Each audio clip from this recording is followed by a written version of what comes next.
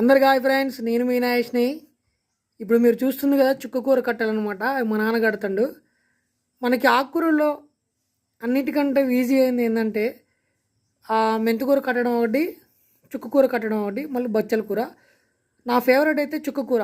ఎందుకంటే ఎంతైనా సరే ఇరిసి కట్టాలనిపిస్తాను అనమాట. తొందరగా అయిపోతుంది. కట్టే కొద్దీ కట్టబుద్ధి అవుతూ ఉంటుంది అనమాట. సో ఇప్పుడైతే చుక్కకూర అయితే మా నాన్న కడుతుండు.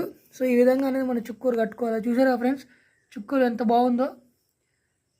సో చుక్కకూరలో ఎలాంటి గడ్డి అలాంటివి ఏముండవు అనమాట. ఫ్రెష్గా ఉంటుంది చుక్కకూర తాజాగా.